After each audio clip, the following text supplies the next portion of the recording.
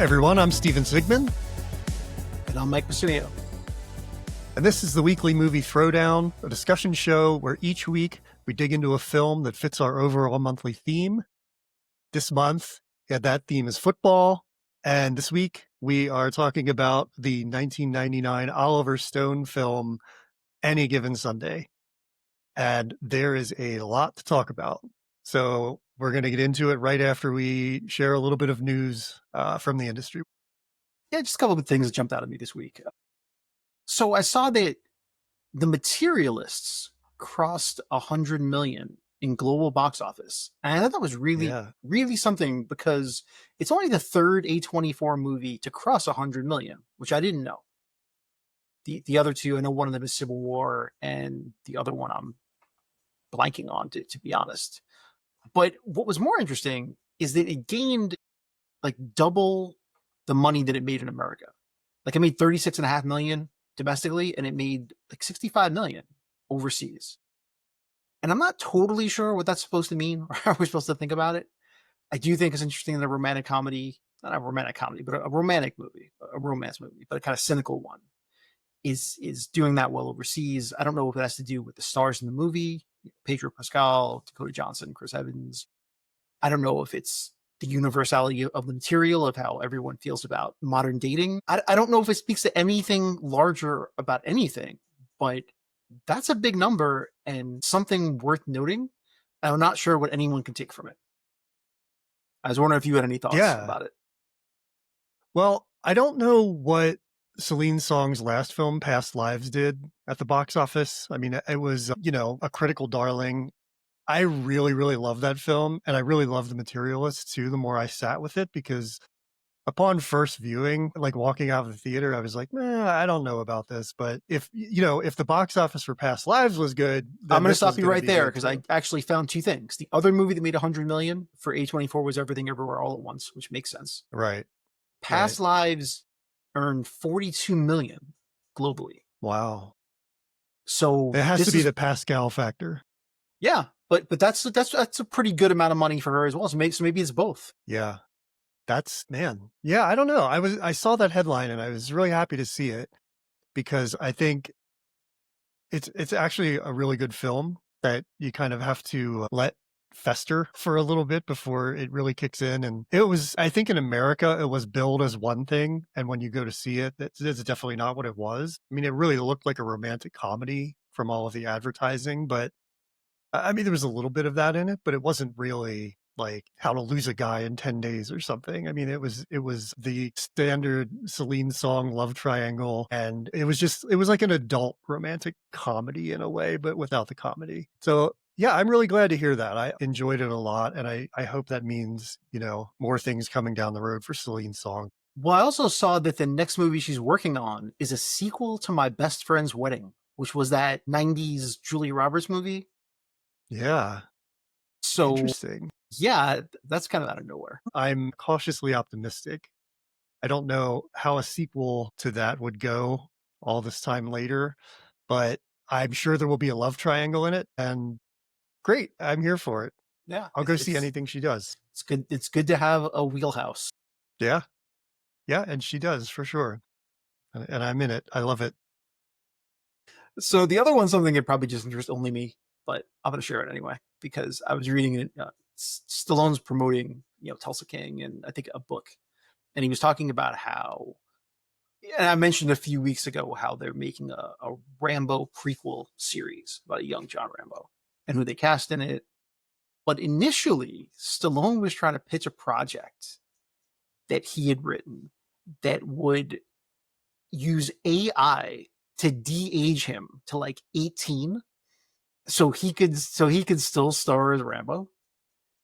And I think that's so amazing on multiple levels. One, because I just keep thinking about The Irishman and watching De Niro try to play 30 years younger while walking like an 80-year-old.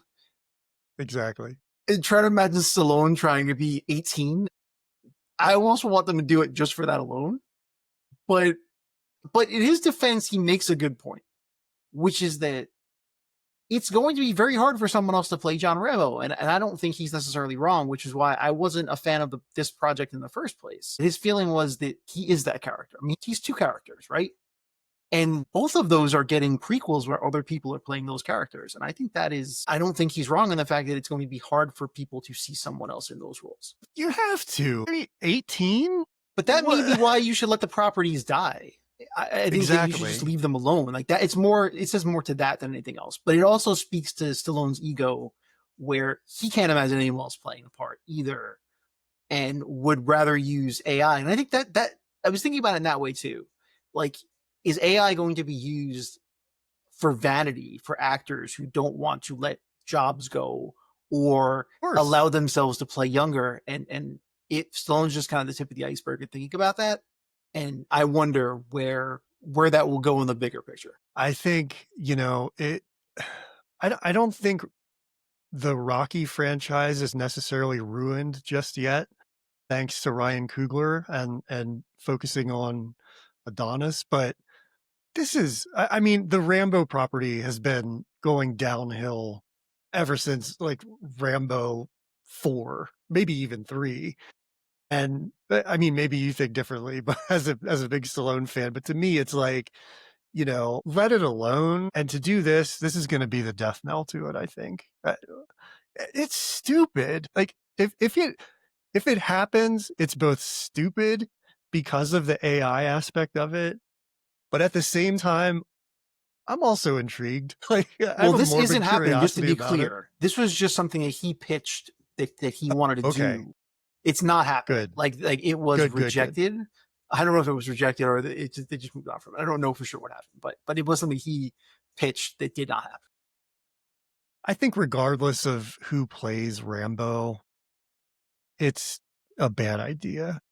I mean, not everything needs a prequel. And I get that is like such a huge franchise and that is his baby. I mean, look, First Blood and Rambo, First Blood Part 2 were like monumental to me as a kid. And seeing what it's become after that, like, I mean, it waters it down so much. And I definitely don't need to know where Rambo came from before First Blood. Like, let it alone. That is a, like, I don't want to say a perfect movie, but First Blood is like a great introduction to this character and you don't need anything else. No, it's another example of like you bleed a stone dry and it I don't know if that's the phrase or not, but blood from a stone. Yeah. I mean, that's yeah, more or less right. But you're right. Even in the fact that you're going back to what? So you're going back to Vietnam. I'm not even sure anyone's particularly interested in still hearing those stories, a modern audience. I think you should just make more Rebel Ridge because that is a more modern character. And that is essentially First Blood. It's like a redo of First Blood, but not First Blood. And I actually just rewatched it this week because I was telling my dad to watch it. And I decided to sit down and watch it with him. And I liked it all over again. I still think it's a really good movie. And I do think that it's the exact movie that Stallone would have been in 40 years ago or that Jason Statham would have been in 20 years ago. And you should just go with that. Stop trying to beat Rambo to death and just move on to something else. Yeah. My news story is going to talk about Robert Redford, but I almost wish I didn't have to because there's such a great Vietnam segue to Any Given Sunday that I would have loved to have made. But alas, before we get to that, Robert Redford died this week and there's so much to say about him. I mean, and I don't even know really where you start. He was like the movie star, in the 70s and even into the 80s. And do you have a favorite of his films? Man, that's really hard.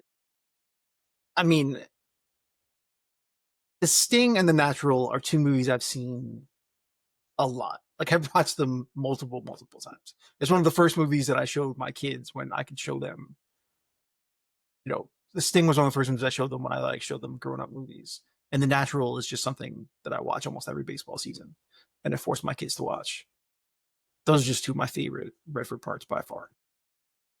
He's so good in both of those and in so many things. And I mean, that's kind of what everybody's looking at as they eulogize him in the last few days is he, to me, he was like, I look at him and Paul Newman as like the earlier version of Clooney and Pitt. And to me, Absolutely. Redford was more like the Clooney. Like he was the movie star, but the more I think about it, he's also kind of the Pitt. I mean, I see Brad Pitt as like the good looking character actor. You know, a lot of people do. I'm not alone in that. But Redford, the more I hear people talking about him this week, was kind of that too. Like he wanted to leave that movie star quality in the 70s for the most part, or in the 60s, and got into the new Hollywood stuff and things that he believed in that were a little off kilter. Right. I think that Redford learned a lot from Newman and brought it to the next level. That what he learned was how to use your celebrity to not only get projects funded that you wanted to get done, but also how to use that to forward causes that you believed in and to be more than just a movie star, but to leverage that into something bigger. And I don't think that people realize that. I think that that's being told now, in his eulogies that a lot of people had forgotten about. I mean, one starting the Sundance Film Festival alone to help bring forth younger filmmakers and to find a platform for that is a big deal. And the Sundance brand kind of fell off as the decades had gone on. But when it first was done, it was a huge, huge deal to be able to create a festival like that. And he really, that was his baby. I mean, he fostered that and used his own a lot of his own leverage to make that happen. But then there's also the philanthropic work that he did and the causes he believed in and what he used his celebrity to stand up for. I think that is what his legacy will probably be. It really is. He was part of the NRDC for 50 years, protecting the environment. Worked with a lot of causes related to like Native American rights, LGBTQ rights. Just a guy who really put his money where his mouth is, and kind of, I think, coming out of like the 60s and 70s, sort of instilled that in people in Hollywood. I mean, they got a little money and they really put it forward to causes they believed in. And just a note on Sundance, I don't think we'd have independent cinema the way we have it today if not for Sundance, especially the Sundance Labs, Right. the institute there, where people from Steven Soderbergh to Quentin Tarantino, all the way up to like Shane Carruth and Sterling Harjo, these are all people who worked on films that we've come to love and that have launched independent cinema in the like the late 80s, early 90s. All of that was like ironed out at Sundance. And it's still a place where distributors go to find the new works. But there are so many festivals now that it's kind of just part of that fray a little more. But it's really impossible to just point out how important it is in American film in the last 40 years. Like, yeah, just what a legacy this guy is going to leave behind. It's like the acting is almost, behind the philanthropy and Sundance, but the acting is also just unbelievable. I had intended to watch All the President's Men again this week, but I'm traveling, so I didn't get a chance to. And boy, now more than ever, that film is so important. And him in that, I think that is a great example of the leading man kind of like just blending into the wallpaper a little bit and like, oh, it's a two-hander. Yeah, but also Not a good example again of him using his own celebrity to get something done. I mean, he was the Yeah. driving force of getting All the President's Men made. So he used a lot of clout to make that happen. So yeah, right there, even then he was sticking to what was important to him and using his own clout to get that stuff done. And I think that you mentioned the Clooney Pitt thing. I think that Clooney learned a lot from someone like Redford. I think that if you look at his career and what he's done, I can't help but think that he has taken from Redford how to use your celebrity and the ways to use it. Yeah, it's true. He was a great example of like a humanitarian and yeah, passed away at 89 and he will surely be missed. It's been really lovely to see everybody coming out and talking about him over the last week because just, he hasn't done much over the past few years on screen. And you tend to forget about those people a little bit, especially younger people. So it's nice to have young people kind of reminded and realize that he wasn't just in Marvel movies. Yeah, well, I was gonna say young people know him as the bad guy in the Winter Soldier, but Yeah. which he was Yeah. really good in, by the way. Of course. He And always is. actually, that's one of the things I like. You can say whatever you want about Marvel movies, but casting him was a great move because watching him turn heel in that movie is actually surprising to people like us because you wouldn't imagine that Redford would be the bad guy in that situation. So it was a bit of a twist that I really enjoyed using what older people would know of Redford to turn it on its head in that movie. Yeah, that's smart by Marvel Yeah. to bring in the older box office. And because those Captain America movies were kind of like I told you, to me they were throwback movies. They were like 70s espionage thrillers wrapped up in a Marvel Yeah, movie as much as you could. And so using him in that regard was even better.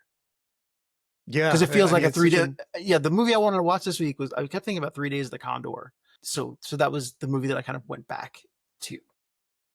yeah, good. Yeah, there are a lot to go back to. I hope to do that over the next couple of weeks because he's just so good. Rest in peace, Robert Redford. Um, there's no easy segue into Any Given Sunday after mourning Robert Redford's. There's no good segue from anything to Any Given Sunday, really. Well, we had it with the Vietnam reference earlier. All right, so let's talk about Any Given Sunday.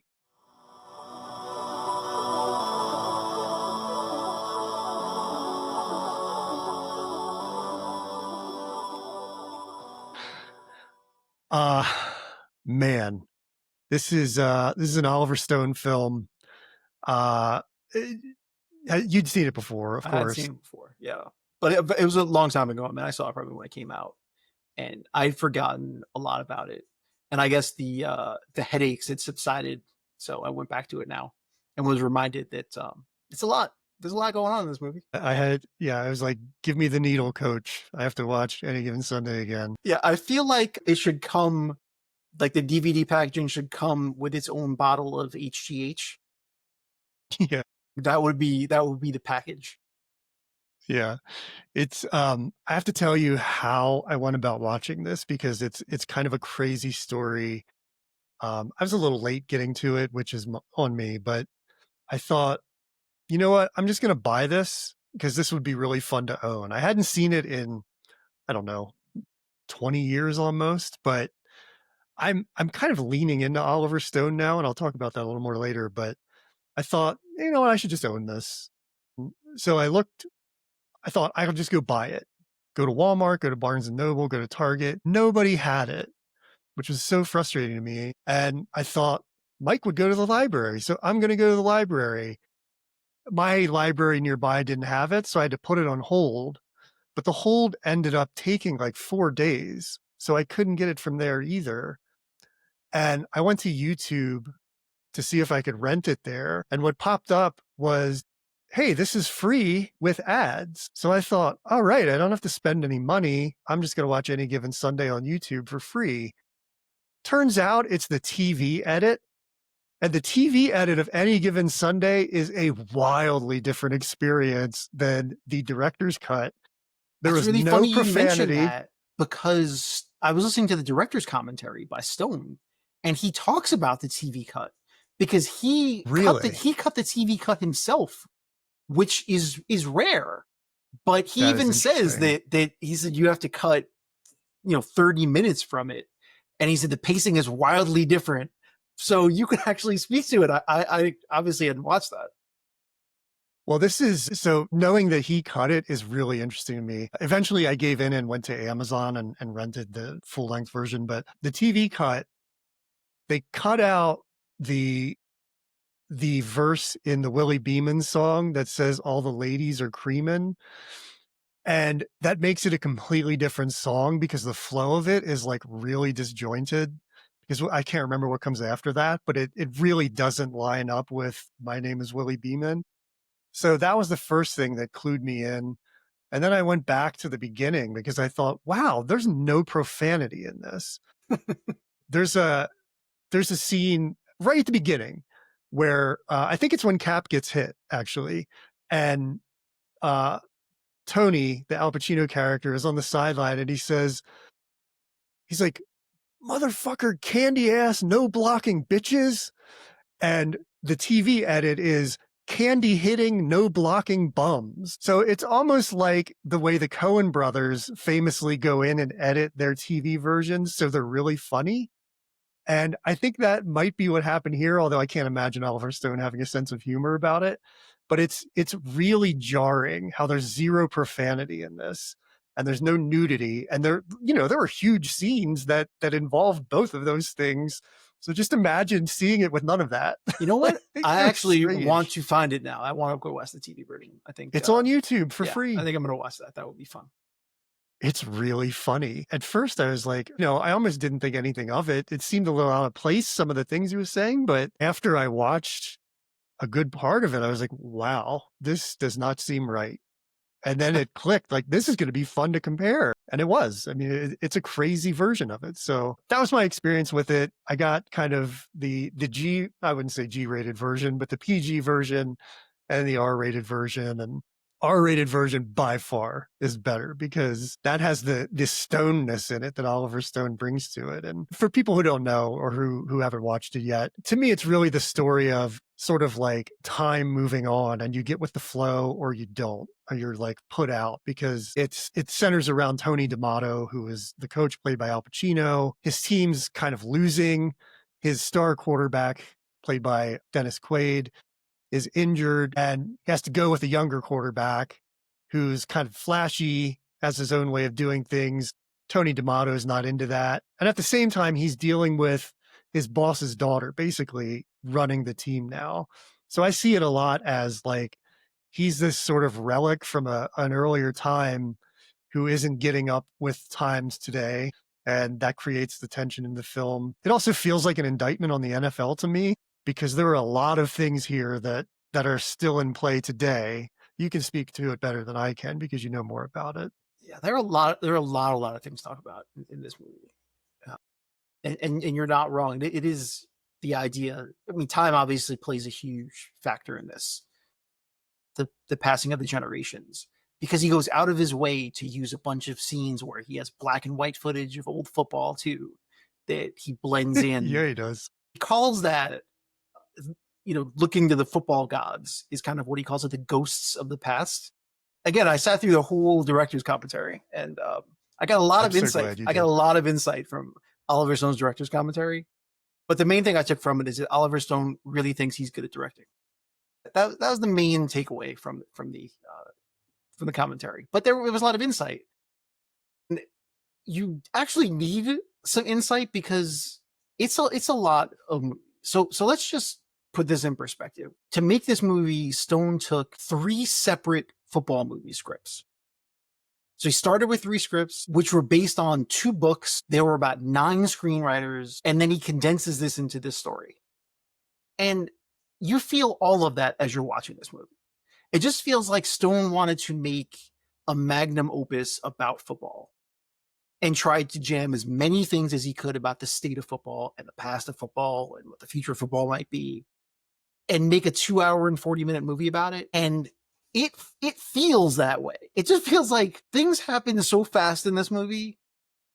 It's trying to develop a ton of different characters, the coaches, the owners, the players, the broadcasters. It's sort of speak to all this stuff, talk about the football gods. And it is a hard thing to corral. Like, this probably should have been a 6-part TV show. If he was making TV shows and if it was modern times, it might have been that. It just feels like no matter how much you cut it, there's too much missing for you to even follow it, because even the timeline is confusing in this movie, because you have to think, like you said, he loses a couple of games. So it starts towards the end of the season. They lose the first game that we watch. It starts with the game of them losing their 4th game in a row. And they have 3 games left in the season, or 4 games left in the season. And so you get the entire storyline of Willie Beeman's rise and fall and rise in 4 games. So that's 4 weeks, by the way. And then you have a playoff game, which is the cap of the movie. And so this entire story is taking place in about 5 weeks.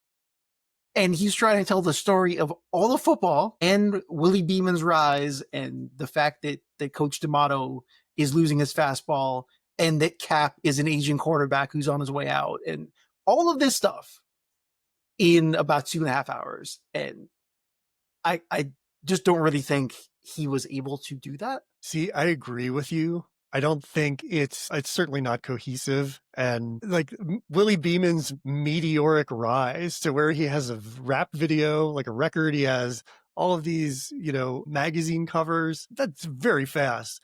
You mentioned how there's so much in there, and I looked up what the average amount of edits in a film would be, and it varies based on genre, but roughly it's between 1,000 and like 1,400 cuts.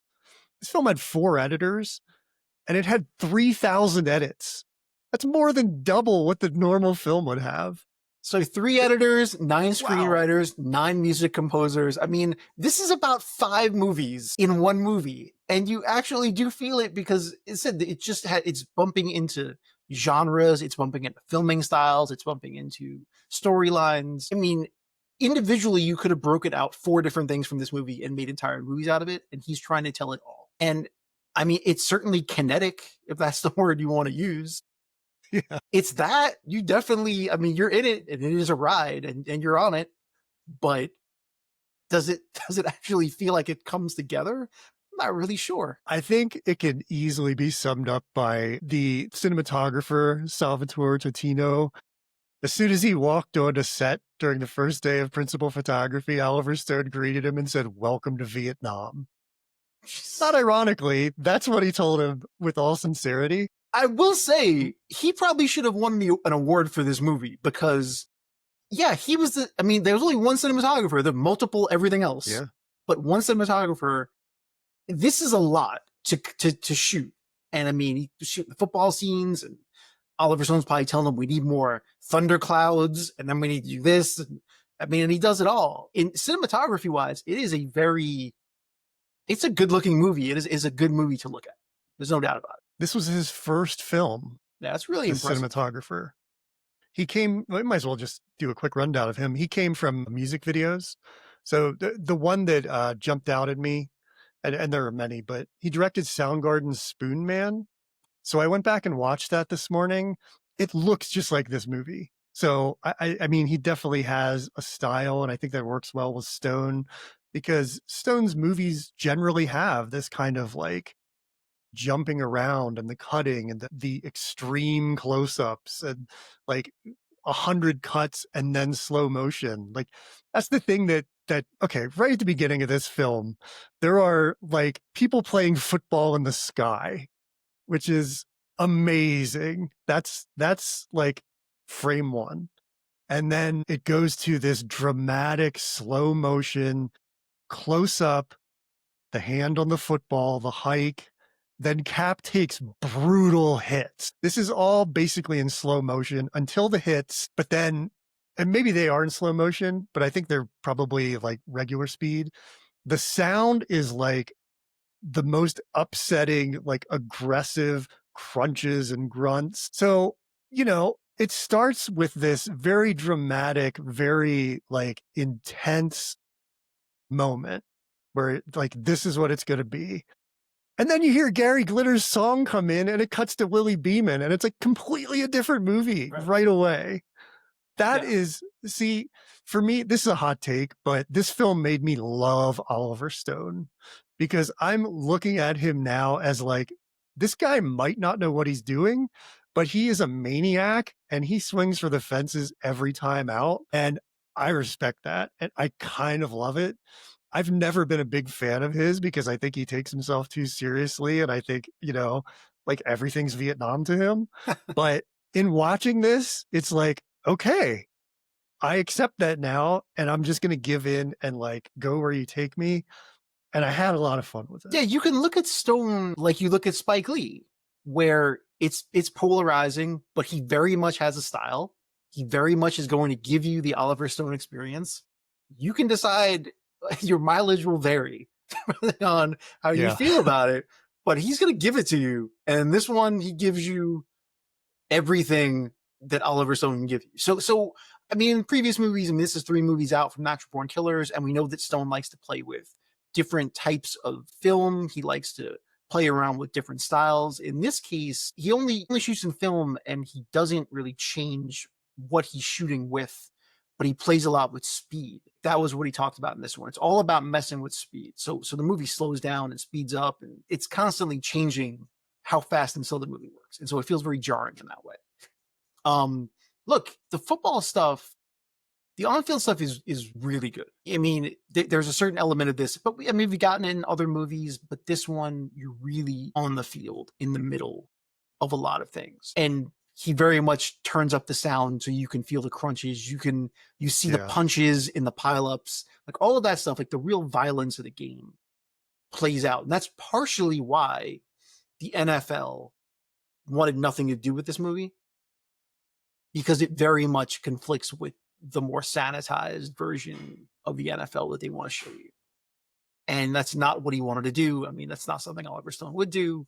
And so they didn't allow him to use the name, use any of the licensing, none of it. So this was basically him shooting football without any help from the NFL, from NFL films. So he had to create all of these shots on his own. So, in that regard, it's the football itself is very exciting. Again, we can talk about the one thing that was used in this movie, which is the one camera that shakes, the shake cam, which is used quite a bit. Yeah. But I think that's hit or miss for me. Like some scenes, it works pretty well. It's kind of trying to show you what it feels like on the field to be running and trying to focus on what's happening. The one sequence where it's used really well is the opening Willie Beeman sequence when he throws that interception, where you see him throw the pass and it's open. And then the DB comes out of nowhere and makes that interception, and it's all shaking and moving. I think that's an excellent job of how that looks, because last night I was also watching the Buffalo Miami game, and the quarterback for the Dolphins throws an interception almost exactly like that, where his eyes are Wow. looking in one place and he doesn't see what should be right in front of him, which is that there's someone who's going to step into the throw because he's watching his eyes, and he misses it. But it happens so quickly. I mean, football is moving so fast that happens all the time. Watching it right after watching Any Given Sunday, it was a really good example of how real that feels. That's what it is. Something's open, and then a second later, it's closed. And a quarterback has to see all of that. It does a good job of showing you what the quarterback is trying to see over and how crazy that really is. Yeah, it really, like, you're really in the action, and coming off of Wildcats is, like, wildly different, obviously, from, the way it's filmed, but was it the Replacements that had the NFL Films guys working on it?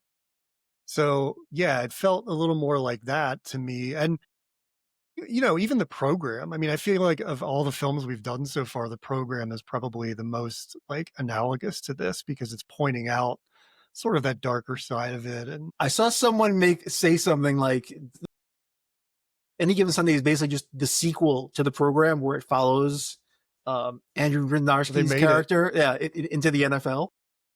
So it's like it's like a direct sequel. I will say though, it's really funny because I mean, in the program, he's on steroids, and that's the point of his character where he's jacked. And in this movie, he's twice as big as he was in the program. So what the hell Yeah. is he taking in this movie?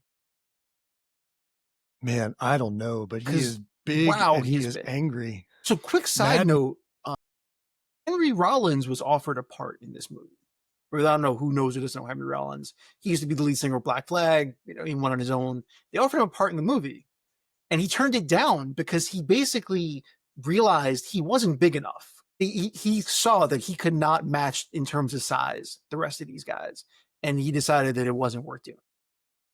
I wonder what role he would have I had. don't know, but that does say a lot, and it's true. I mean, these guys are huge in this movie, and it's and just to change the size of him alone from the program to this movie kind of shows you how football itself has evolved. How everybody is just so much bigger. Yeah, and that's what makes it interesting about Jamie Foxx because he's like 5'10". Yeah, So as a quarterback, that is that's very true. little. You're the other part with I know we're bouncing all over the place, but that's an Oliver Stone movie. If he can do it, we can do it. So I'm going to bounce all over the place. Exactly. But so Sean Combs was originally cast in this movie and ended up not being cast. They said it was scheduling, but everyone knows that's not true. It's because he could not actually throw a football. Yeah. Any chance I get to throw a dig at Sean Combs now, I'm going to take it. And apparently he could not throw a football, so he did not get the part. Yeah, I guess he was sort of like sitting around waiting because Stone had a lot of delays in getting, I guess, locations and budget and rewriting perhaps, I don't know, but Yeah, I think losing the it's support of the NFL changed a lot about how to get yeah. this movie done because they had to figure out a way to get locations, and they basically had to build a league from scratch and name all the teams and the uniforms. And we'll talk about that maybe later about whether or not they succeeded in that. I looked at all of the names of the teams, when they showed the close up of the schedule, I paused it to look at them. They're crazy. Seattle and Washington both have teams, and Portland has a team, California has a team, and LA has like 2 teams. It's very strange, but it was fun to look at some of those. And then they added a team later in the Albuquerque Aztecs. It's just really Right. That's the expansion team.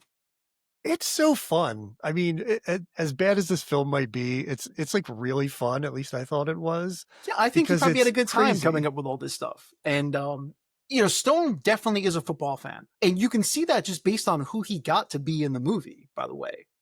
I mean, the movie is just full of former players, current players. I mean, Terrell Owens is in this movie. And he was like in his 4th year in the NFL at the time. I mean, and he was becoming the best wide receiver in football. We won't talk about what happens after that, everything else that goes on. But there was a point where Terrell Owens was basically the best receiver in football. And so he's in this movie. Lawrence Taylor obviously plays a huge part in this movie. And he's considered probably the greatest linebacker of all time. He's really good in this. And he is. He's actually more than holds his own in terms of acting in this movie. So I only have one complaint. Why do you have a team called the Sharks and a guy named Shark? Like, I was going to ask. why is his nickname Shark? Like, he could have named him anything else. It actually confused me for like the first 15 minutes where I'm like, wait a second. Is that his name? Like, are they just calling him Shark because the team is Shark? Like, what?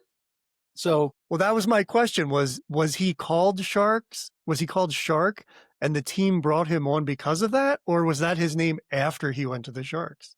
I don't know. It is another one of those mysteries. I don't know why he's named Shark. Yeah, that really jumped out at me. But again, that's it's like such a stupid thing, but it's kind of fun. It is stupid. Yeah, I But really like but it. one of it's those stupid things that I can't help but obsess about. I mean, Jim Brown's in it. Yeah, and Jim Brown's doing Jim Brown things. It's a lot of fun. I enjoy watching Jim Brown. And who are some of the other cameos? I mean, I know Barry So Switzer is one of the yeah, Barry Switzer is one announcers. of the announcers, but each of the coaches of the other team are huge football guys, like football Hall of Famers. Like Y.A. Tittle is one of the coaches who was Oliver Stone's idol when he was a kid, a great quarterback. Johnny Unitas is one of the coaches.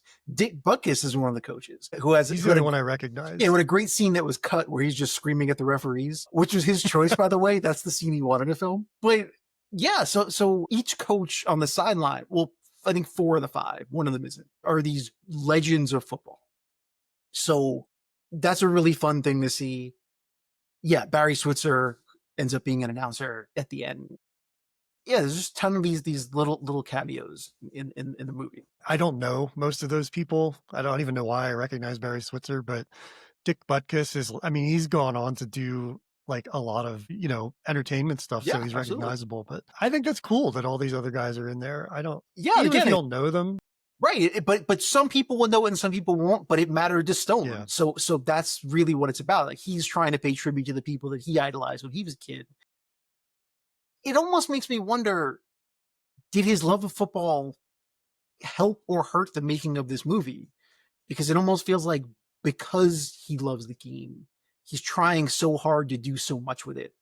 And it almost kind of collapses in on itself, where if he would have been a little more detached from it, he might have made a more streamlined movie. It's really hard to say, but it's just a Yeah. very, very messy movie. It's interesting that there are 4 editors because it could have been edited a lot more to have a more cohesive story. And But I I'll mean, it tell you, basically looks like a music video. yeah, not even the look That's of what it it though. looks like. But there are a lot of deleted scenes that I watched, like 30 minutes of deleted scenes. And as I watched them, it made me realize that a lot of that stuff was kind of critical to the movie. There are scenes that give you a lot about the background of certain things that come up.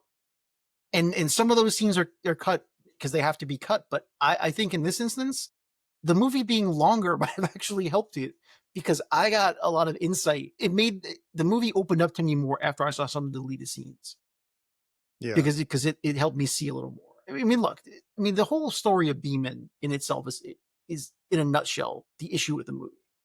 Like I said, 2 games into your career, you're on every talk show, every magazine cover. You've already got an endorsement deal, and you've already become a complete egomaniac, like out of your Yeah. mind egomaniac, like a cartoonish egomaniac, where he turns on the entire team and they turn on him. And then he has a change of heart and it's back together. And this happens in the span of 5 weeks. That's a lot to transpire in 5 weeks.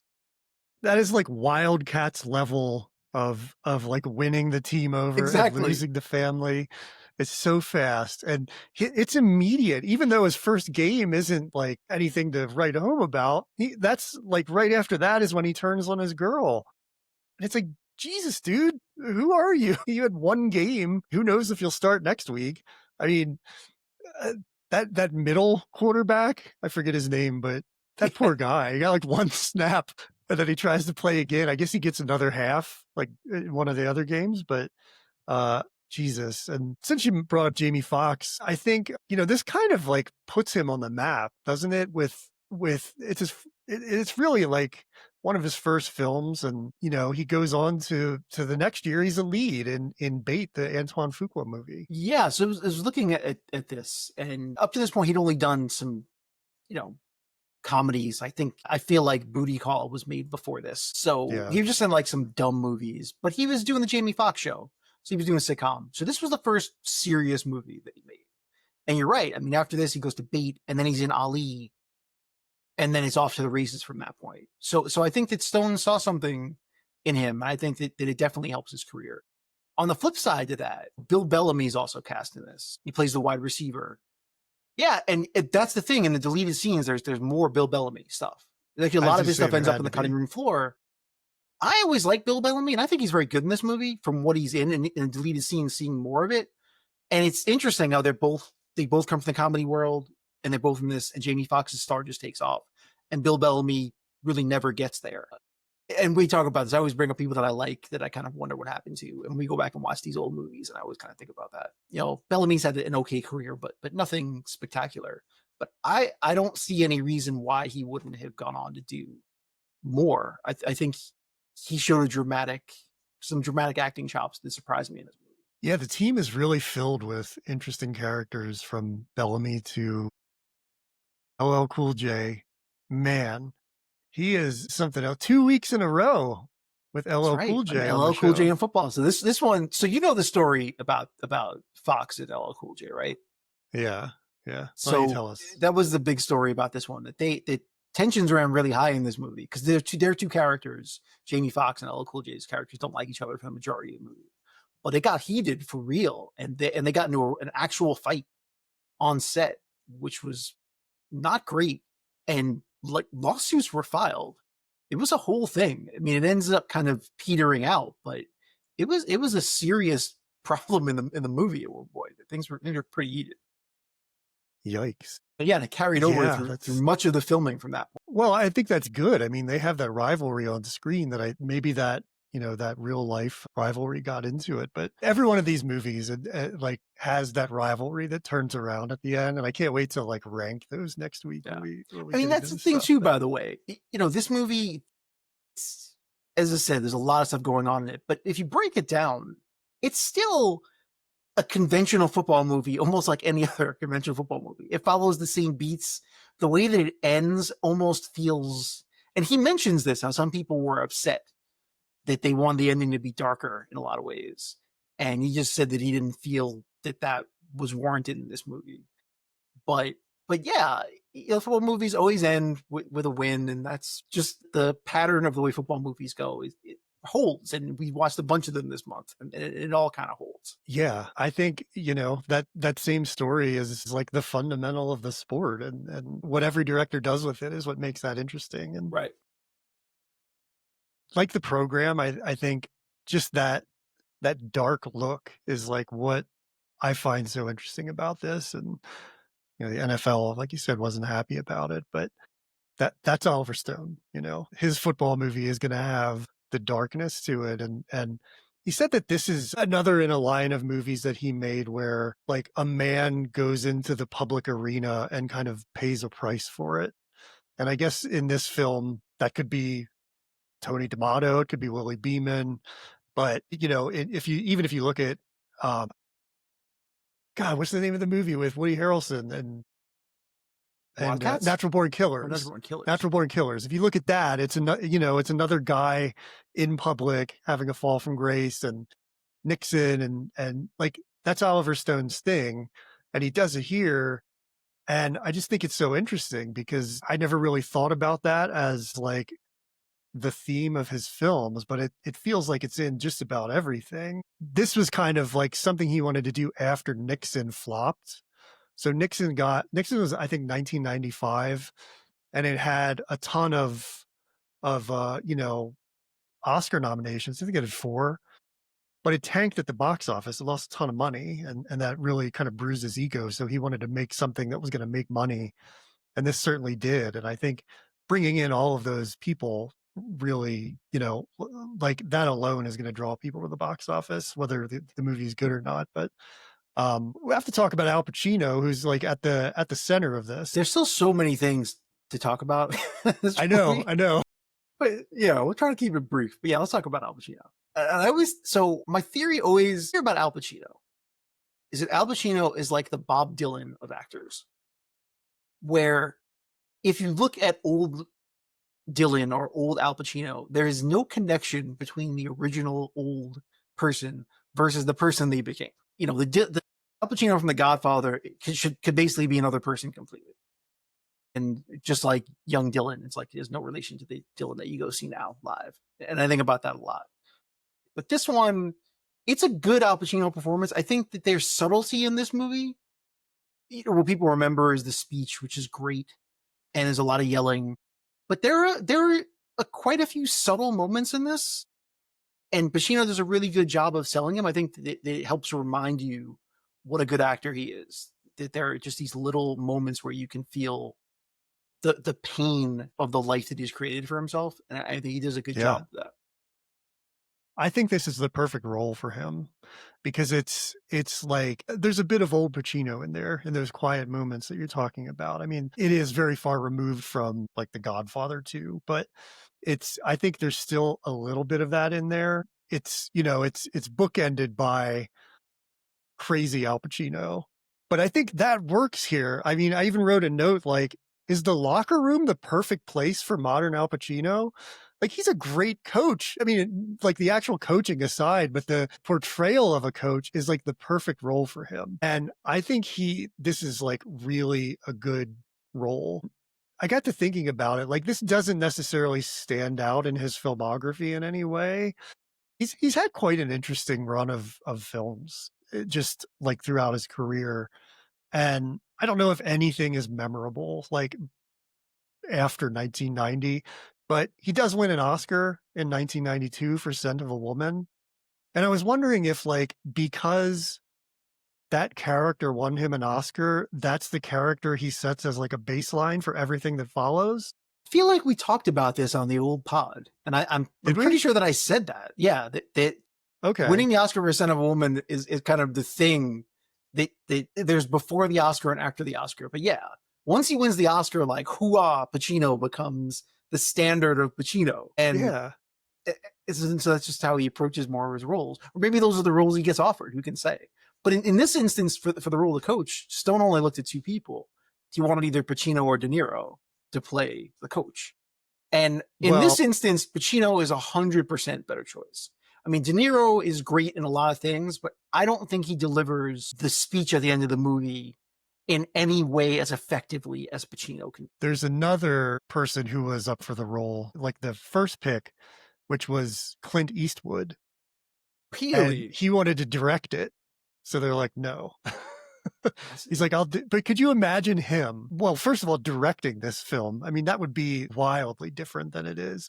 but he couldn't give that speech. I mean, that No. speech would be like 30 seconds, but Right. they do a great job with that speech in this. And I guess it's based on a real speech that a coach gave. But I think the way Pacino delivers it and the time they spend on it is really good. I mean, I think that really sets you up for the next part of the film. And yeah, I loved it. And a big part of why that's so good, that scene, is because it slows down. It's not all the quick cuts. It's not, 10 scenes in a row. It's just Pacino like getting to act, bringing the volume up when he needs to, but just keeping it like old school Pacino in a way. Yeah. And I mean, yeah, I really love that the scene. speech is probably the thing that's the most famous part of this movie. And there's Yeah. videos of it everywhere, and teams use it as motivation to this day. Yeah. Like the inch by inch speech. It's the thing that everyone remembers. I mean, the other thing that was taken from this movie is some of the celebrations, where there's that celebration where they throw the ball like a bomb and then they all collapse. Yeah. That showed Yeah. up Yeah. in the NFL like right after this movie came out. Like people were already copying it. So there's just certain things that not only captured football, but were taken directly from this movie that lived on. I heard that about the program too, that people will come up to some of the people in it and say like, "Oh my God, I love that. It's my favorite football movie." I think, all of these films, they're going to be somebody's favorite, like in the NFL, and there's always going to be like a collection of people who that's their Yeah, favorite. I was thinking about that a lot in terms of the program, but also particularly for this movie. Because again, this movie has a lot of people from football in it, old ones, new ones, and Stone obviously loves the game. But I wonder, it's like you're making this movie in some ways, and people who love football love it, but that's not necessarily who you're making movies for. And so I think there's certain elements of this movie that are very football centric and trying to amp up the reality of football, the violence of it, the ugliness behind the scenes of it, all of those things. I wonder if that's a turnoff in the bigger picture for a lot of people. There's a certain parts of this movie that felt like a bit much for me.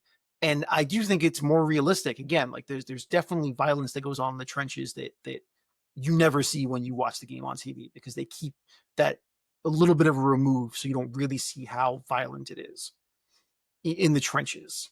All the broken fingers, all the broken bones. But at the same time, I've never seen anyone lose an eye playing football ever. That's never happened. He just That can't help. might Tell me, be he just the can't help point. himself.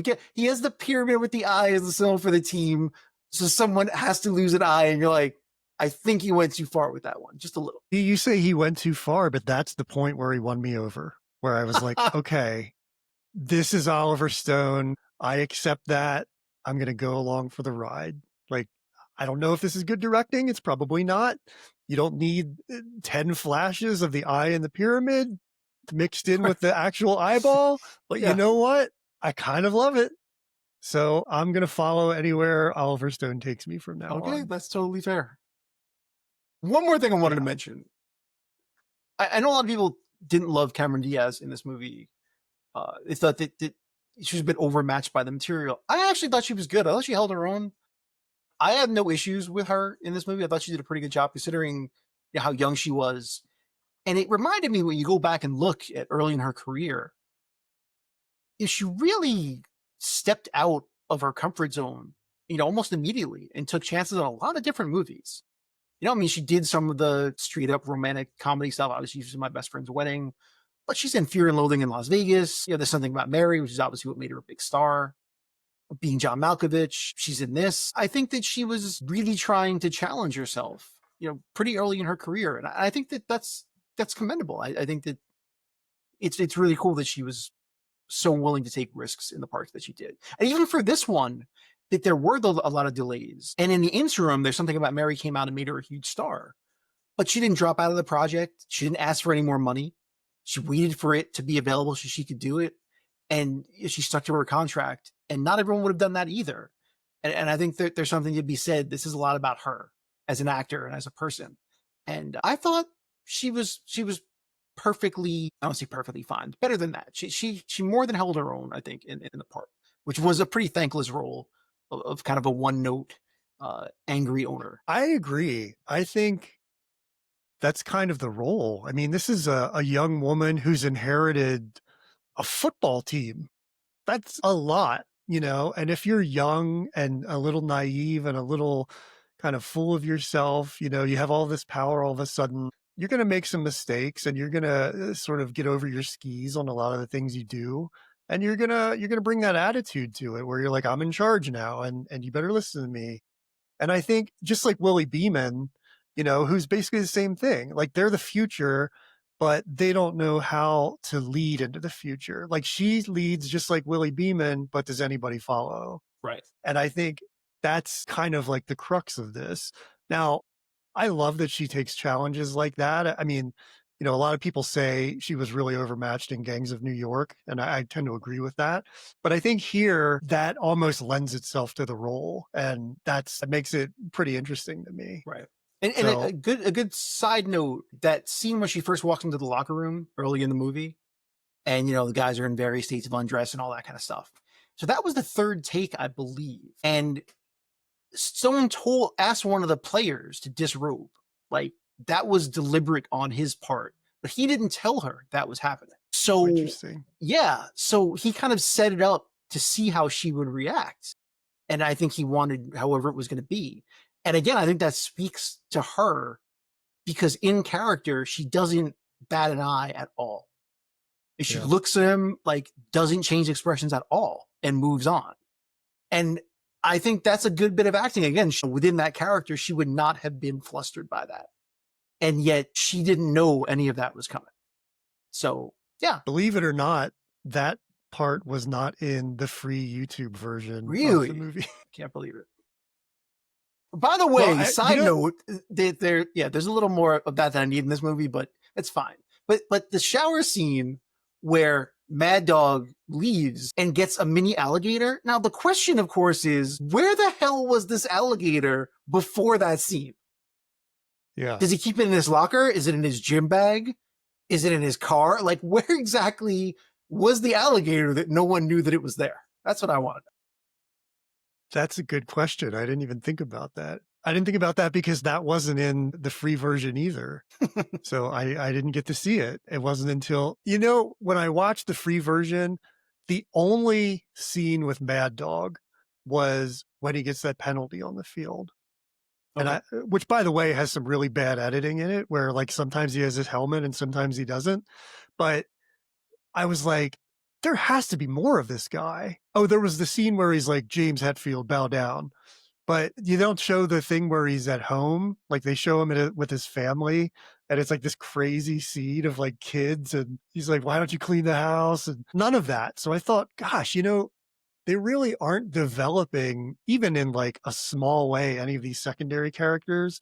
And James Woods was another one who I thought like, I hope there are a lot of deleted scenes with him because as much as, you don't like his politics, he's kind of sensational in He's this. he's a long-standing Oliver Stone player again. So actually, him and was it John C. McGinley? Those guys have both been in a lot of Oliver Stone movies, so they just always pop up. And James Woods again, he's a singular kind of actor. James Woods is going to bring you James Woods things, and he's the perfect person casting that. But that's a good example of how trying to mash together a bunch of different movies ends up, being less than the whole, because that whole thing is based on a book, that character. Well, it's a whole tangent, but it was based on a book by Dr. Robert Huizinga, who ends up being the doctor for The Biggest Loser. I just watched a documentary about that, so he comes up again. But that's a side note. His first job was working for the Raiders, who were well known for ignoring injuries and all of that. And that's what this character is based on. But again, there's so much to be told within that story that in this movie gets maybe 5 minutes of screen time total about a young doctor coming in and seeing what it's like and kind of bending to the realities of what football is like. So I would have liked to see more of that, but there's no time. There's no time for it. And I thought James Woods was really good. He gets a couple of speeches off, but yeah, I would have liked to see more Great of that. lines. And some of them are improvised, actually. Yeah, again, I would have liked to see more of that, but there just wasn't time for it, so you're not going to get that.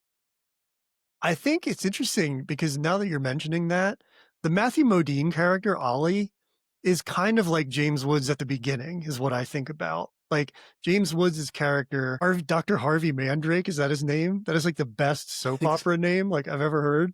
he's kind of at the end and he's totally corrupt for the most part. Although he seems to sort of have at least a little compassion for the players and not really wanting to go like the extra mile to cause suffering to them.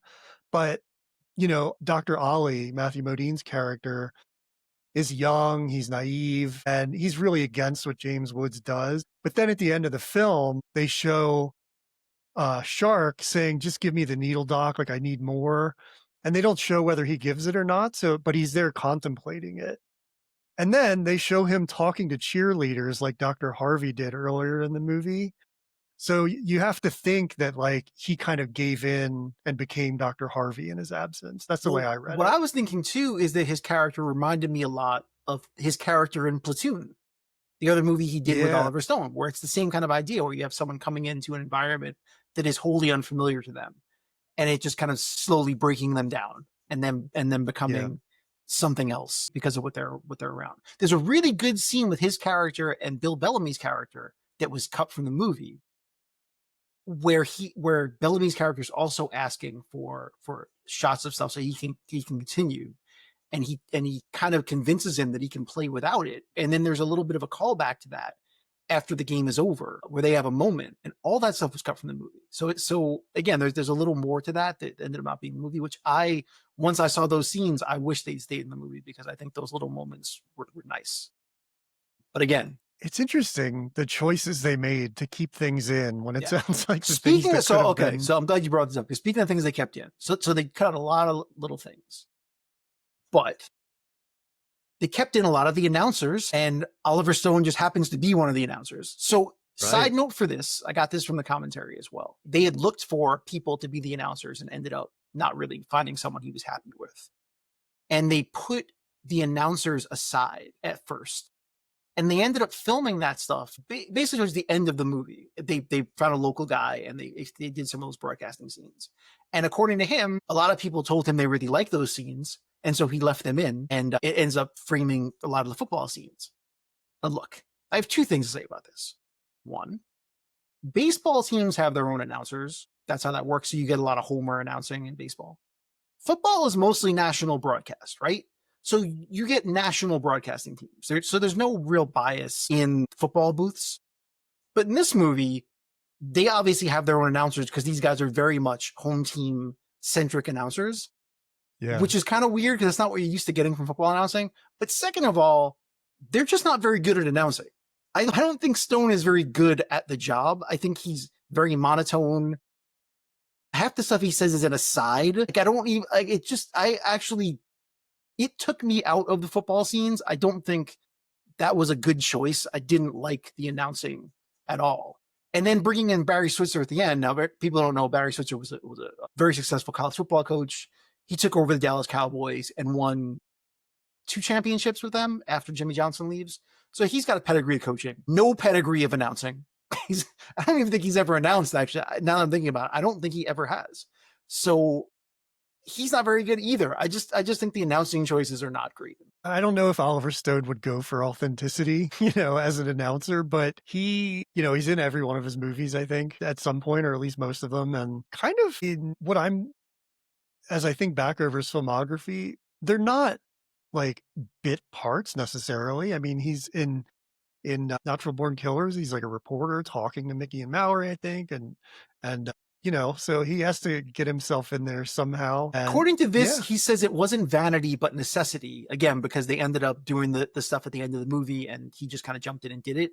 But I have a hard time believing he couldn't find someone better than him to have done that job. Yeah. Yeah. Well, maybe it was, maybe the NFL made it so that people wouldn't touch it. Possibly. I don't know. I have no idea, but there's a bunch of local announcers and all kinds of people. I actually think they should have just cast James Woods in that part. That would have been good. I would like to see him as the announcer. Like he gets moved to the announcer after he's fired from the team.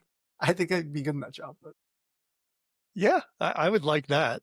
Like James Woods and Dennis Miller, like they would be. Or you should have had Dick Butkus be the announcer and had someone else play the coach. Because I just feel like there are other things you could have done that would have been better. Because that's usually what the booth is. Yeah. One announcer guy, and then the color guy is usually like football player. That's pretty much how standard booths work. Yeah. Yeah.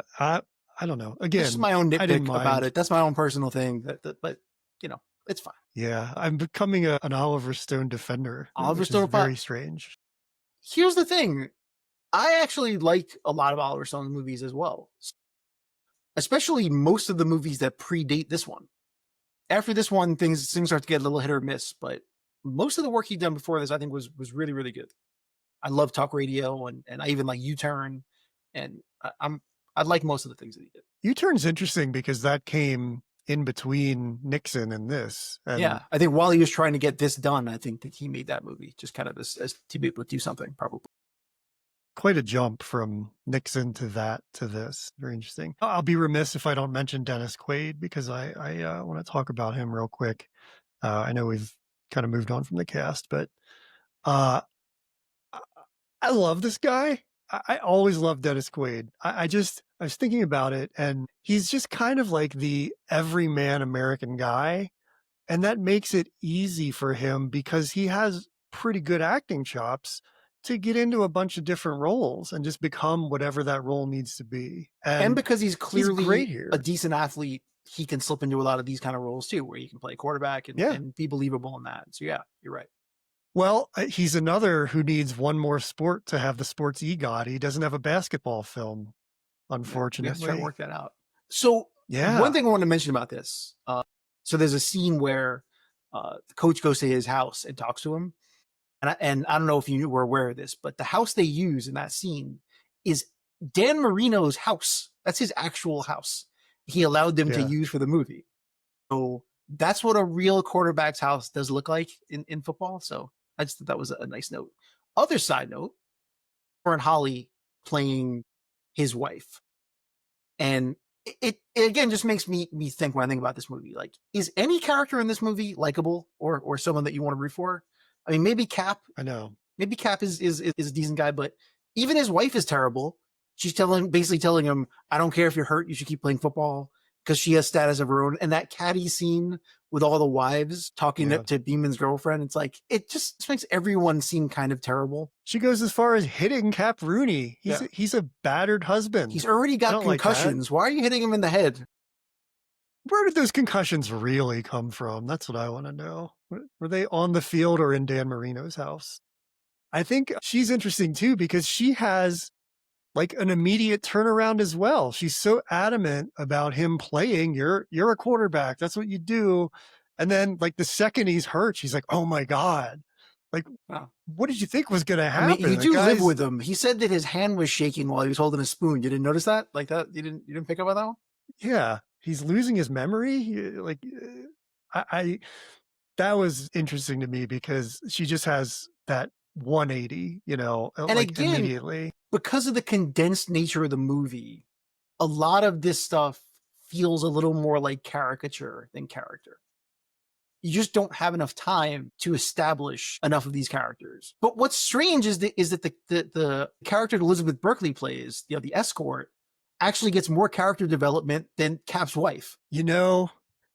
The free YouTube version, there's only her meeting Tony and then there's nothing else. And so I'm like, why would she do this? There's only like a minute of screen time for her. That's really strange. Turns out there's quite a bit more.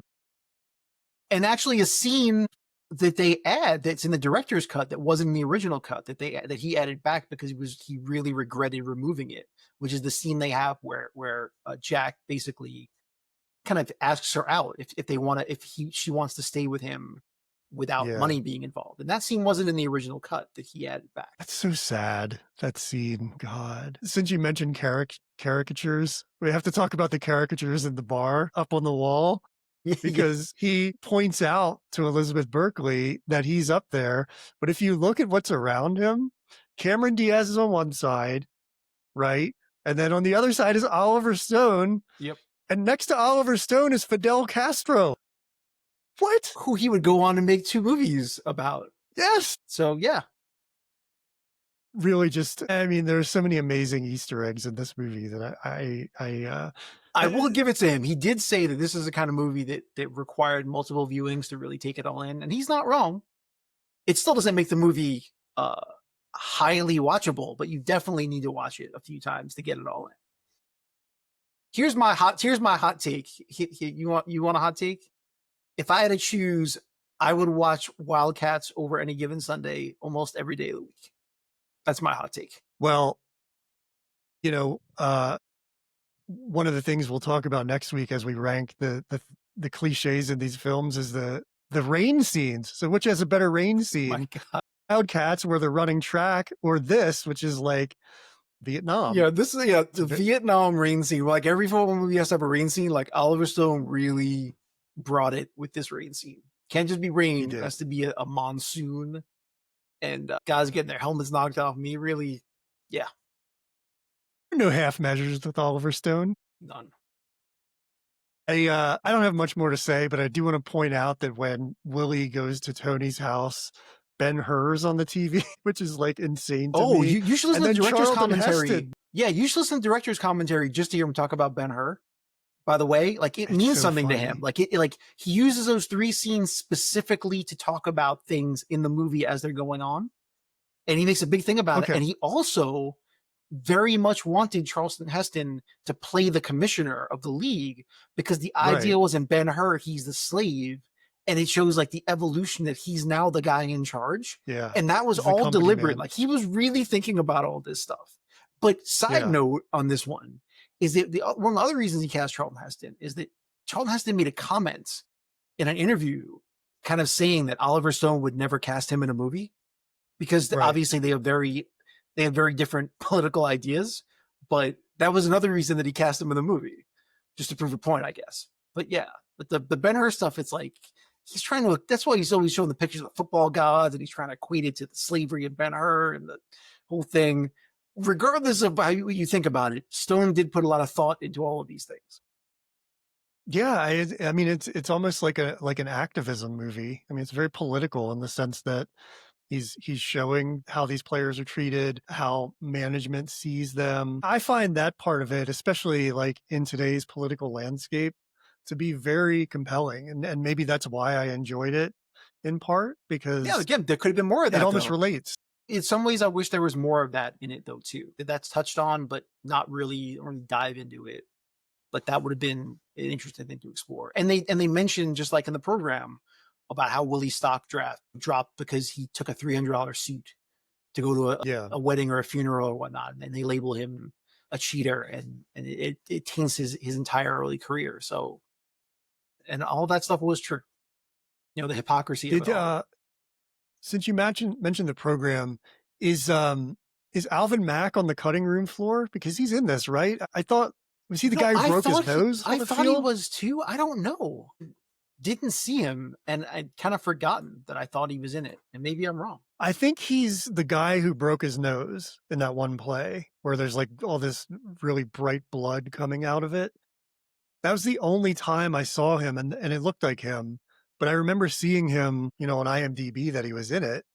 So I don't know. Maybe that was him. Maybe he got cut. I'm not sure. But A lot of stuff cut. There was program actually a scene with carryovers. Jim Caviezel, Yeah. and that ended up on the cutting room floor. Yeah. There was apparently Tom Sizemore was going to be in it as well, another frequent Stone collaborator, and for whatever reason that character was cut. So it's interesting. I mean, there's so much stuff we could talk about with this, but I don't know if we want to keep going down this road. The only other thing I think I want to mention, just again to show you just the chaos of this movie, there's no real score in this movie, but Yeah, let's there's do music corner. there's like 5 musical coordinators, and there's 100. I think they said 120 songs in the movie, which again just speaks to the excess of this movie overall. It's a sensory overload in every sense of the word.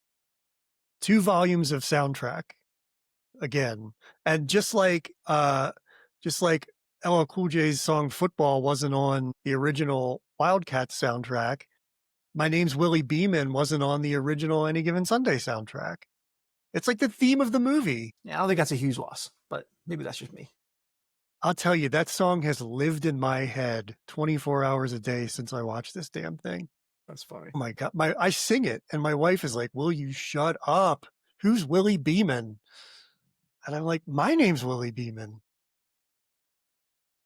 Yeah, I don't know. I guess that's an abbreviated music corner. Is that it's Yeah. really quick in this, You can't do the music corner in despite this one. It's too much. It's too much. But of course they use the Gary Glitter song because that I guess that's the yeah. law.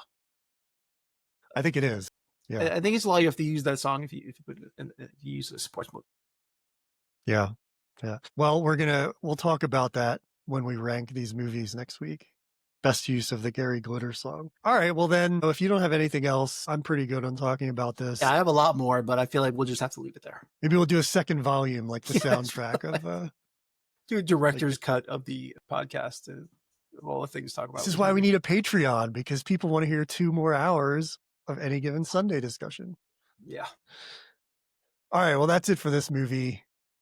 I think you should go find it and watch it because I had a really good time with it. I'm not saying it's a good movie, but I'm saying I really enjoyed it. And now I'm an Oliver Stone fan, for better or worse. Do you think people should go find it? I do. It's more than you remember it was. So Yeah, you should just probably go back and rewatch it. agreed. Okay. That's it. Reluctantly, for any given Sunday, let's talk about things we watched this week.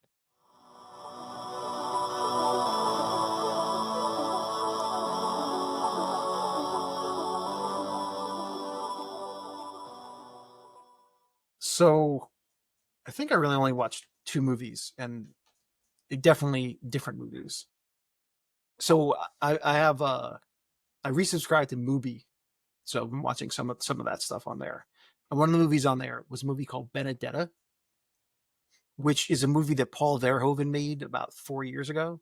I remember reading something about it briefly because it seemed nuts. It's basically a movie about a woman in a convent who starts getting like these visions. And she has like stigmata, but she also starts having like erotic visions, and then ends up in a relationship with another nun. She's a nun, by the way. So that description tells you everything you need to know about it, and it's all of that. It's like Paul Verhoeven's basically like the Oliver Stone of making crazy sexual movies. Also directed Showgirls. Elizabeth Berkley was in, but I guess that's the connection. But it's everything you think a Paul Verhoeven movie about nuns would be, and take that for what it's worth. I don't even want to talk about it. You just need to see it. Like, That's a great quote. yeah, I'm not even sure I recommend it. I have no idea. It was a lot. Watching Any Given Sunday and Benedetta in the same week may have damaged me for a little while. I don't know. But I also watched. So I watched Necessary Roughness with my son a couple weeks ago, and he really liked Sinbad in that movie. And I thought, oh, you know what, a Sinbad movie that you could watch. So we watched First Kid, which was an old Disney movie where Sinbad Yeah, plays yeah. a Secret Service agent. And it really did make me realize that these kinds of movies, they really just, that was what Disney was really good at. You know, that period of time where Disney was making those movies for kids, kid-centric movies, but not necessarily bad movies. I mean, it's not like First Kid's going to win any awards, but it wasn't bad. And he really, really loved it. He thought it was a really good time. And again, it just kind of reinforced to me how hard it is to find these kinds of movies anymore that are, I mean, what do we call them? They're just easily digestible movies. You just sit with them. They move along breezily. They're a little bit funny. They are at about a 10th grade. They're about a 10-year-old level. It's those movies are just much fewer and far between now than they used to be. Right. Yeah. I mean, that's something we talk about every week. It's like they're just for kids or they're basically just for adults, and there's no in between. Yeah. And it I reminded me that just Sinbad had a realized bit of, Sinbad had a bit of a run there where he was doing things. the Sinbad run. Yeah, the Sinbad I era. just realized, since you mentioned that you watched Unnecessary Roughness, that in watching Any Given Sunday, you have like rounded out the Andrew Biernowski, or however you say his name, trifecta of football films. So No, you've seen them all. I know. That's I'm a amazing. Wow, there completist. should Yeah. be like an award. Yeah, very cool. And just to say, the evolution of him between these movies is nuts. Just Actually, physically. yeah, it is Yeah. nuts. Wow. So the roids maybe came after the Latimer role where he took roids, Guess so. or they ramped up. I don't know. I didn't really watch anything this week because I'm traveling, but I did watch Any Given Sunday twice. So I feel like that deserves some credit. Yeah, that's like watching 7 since movies in and of itself, so you're fine. It is. Since you mentioned Mubi, I think it's a good time for me to talk about what I plan on doing in November, which is I've realized that I'm spending a ton of time with like streaming nonsense on, like whatever movies are made for streaming. And I've realized like it's just really oversaturating me with like visuals, and it takes up so much of my time. So I decided that what I'm going to do in November is I'm going to get rid of all of my streaming services except for Mubi and the Criterion channel, because I feel like those are the two that have the most uh, like thoughtful and engaging films to watch. I mean, I'll still watch what we need to watch for this show, and I'll still go to the movies, which could consist of like really bad films. I don't know. But I'm really trying to make an effort to like cut out basically like the junk food diet of movies. Cause I'm just realizing that like Netflix and Amazon, the stuff I watch is not good, and it's taking up so much of my time. I don't know. Since we're talking about what we watched and you brought up movie, I just thought it would be a good time to mention that listeners can look forward to a lot of highbrow stuff when we talk about what we watched in November from me. Yeah, you're not wrong though. That That'd be is true. But as I mentioned last week, it's like sometimes you sit down and I realize that I just want to watch something that's dumb. Like that's just what I need. Yeah. So Yeah. I like to have those in my back pocket. No, I get it. I mean, I feel the same way. But I'm really trying to engage with cinema more and just like be more thoughtful about the things I watch and like kind of learn more. Yeah. I find myself leaning more toward the junk food aspect of it than the healthy food. So just for my own growth, I want to just kind of pay attention to those things more. That's totally All right. commendable. I'm gonna watch more garbage probably because I have to watch movies with a 10-year-old. So Yeah. you can watch the highbrow Well, you stuff. can I'm gonna pick watch more First Kid. That's what I'm gonna watch. you can pick up my slack. All right. Well, that's it for another episode. Thanks for watching or listening. Coming back next week again with a football film, because this is like Football month is never ending. Wow. Jesus Christ. It is football so movies. long. But we're gonna wrap it up next week. And we actually have a pretty fun show. I think we've decided to rank the films, and we've decided to kind of power rank some of the tropes throughout the films that we've seen a lot of, which I think will be a lot of fun. But before we do that on the show, we're going to talk about the new film Him, which is I think it's coming out in theaters this week, directed by Justin Tipping. And that's a very different take on football from all of these, I think, from what I've seen of it. So although maybe really closer to Any see. Given Sunday than we thought, but we will see. That's true. Yeah. Well, I look forward to figuring that out. Wildcats at 8, I can tell you that. Yeah, we'll see how it goes. So be sure to join us for that, and we'll see you then. So long.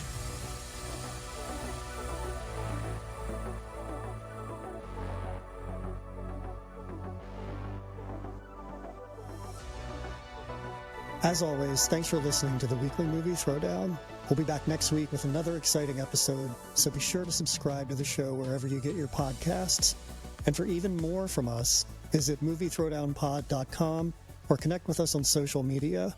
We're Movie Throwdown on Letterboxd and at Movie Throwdown Pod everywhere else.